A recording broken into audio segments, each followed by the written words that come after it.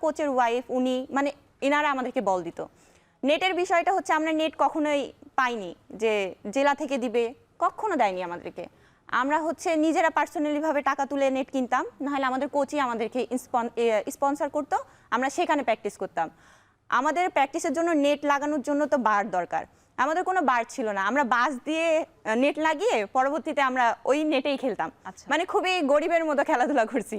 বর্তমানে আমাদেরকে হচ্ছে আমরা এখন স্টেডিয়াম, আমাদের যেসব জুনিয়রগুলো আছে তারা হচ্ছে এখন বর্তমানে রাজশাহী যে স্টেডিয়ামটা আছে সেই স্টেডিয়ামে প্র্যাকটিস করে। এখন ভলিবলের কোর্ট আছে ওখানে? জি, সেখানে একটা কোর্ট করে দিছে, একটা নেট দিছে, আর বল টল লাগলে এখন তারা দেয়। পিছে মানুষ অনেক কথাই বলবে, তোমরা এগুলো কানে নিয়ে না, তোমরা এগিয়ে যাও।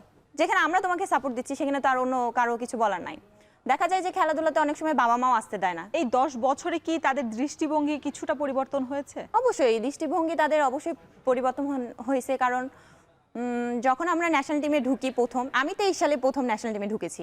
আমি হচ্ছে ন্যাশনাল ক্যাম্পে 19 সালে চান্স পাইছিলাম, বাট তখন ঢুকতে পারিনি। কিন্তু 23 সালে আমি নেপালে খেলতে গেছিলাম, প্রথম তখন ঢুকি।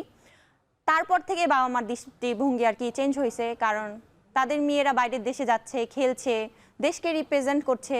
আশেপাশের মানুষ তখন ভালোভাবে নিচ্ছে বিষয়টাকে, যে না মেয়েরা বিদেশে যায়, খেলতে যায়। সেদিক থেকে হচ্ছে মানে বাবা মার সাপোর্টটা অনেক বেশি। আর এখন তাদের দৃষ্টিভঙ্গি চেঞ্জ হয়েছে আরও, কারণ একটা আমরা বেতন পাচ্ছি, যেটাতে আমার নিজেরও হেল্প হচ্ছে, ফ্যামিলিগতভাবে আমি হেল্প করতে পারছি। একটা প্লেয়ার যখন তখন ইনজুরি হইতে পারে। এখন আমি ভালো খেলতেছি, আমি দেখা গেল একটা ম্যাচ খেলতে যেয়ে আমি ইনজুরি হয়ে গেলাম, তখন তো আমি আর ন্যাশনাল টিমে খেলতে পারবো না, কারণ আমার ইনজুরি কাটিয়ে উঠতেও সময় লাগবে।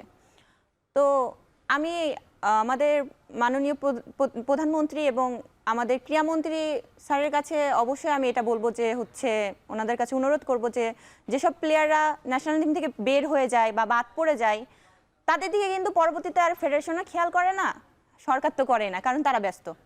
তো আমি মনে করব যে তারা যেন এমন একটা উদ্যোগ নেয় যে যেসব প্লেয়াররা ন্যাশনাল টিম থেকে বাদ পড়ছে বা ইনজুরির জন্য বাইরে বাদ পড়ে গেছে ন্যাশনাল টিম থেকে, তাদের দিকে যেন একটু হলেও লক্ষ্য রাখে। আমরা বর্তমানে 1 লাখ টাকা বেতন পাচ্ছি, তখন হয়তো বা তারা আমাদেরকে 20,000 একটা বেতনের আওতায় আনুক, যেন আমাদের হচ্ছে একটা ভবিষ্যৎ সিকিউর হয়। হ্যাঁ, ফেডারেশনে যে 4 মাস পর পর আমাদের একটা করে হলেও টুর্নামেন্ট রাখতে হবে, এদিক থেকে হচ্ছে আমাদের ফেডারেশন অবশ্যই আমি মনে করি যে তারা আমাদের 4 মাস পর পর একটা করে টুর্নামেন্ট রাখবে। যদিও এটা হয়ে ওঠে না, তবে আশা করি যেহেতু এটা সরকারের একটা আদেশ বা আমাদের এটা করতে হবে, না হলে একটা প্লেয়ারের বেতন বন্ধ হয়ে যাবে।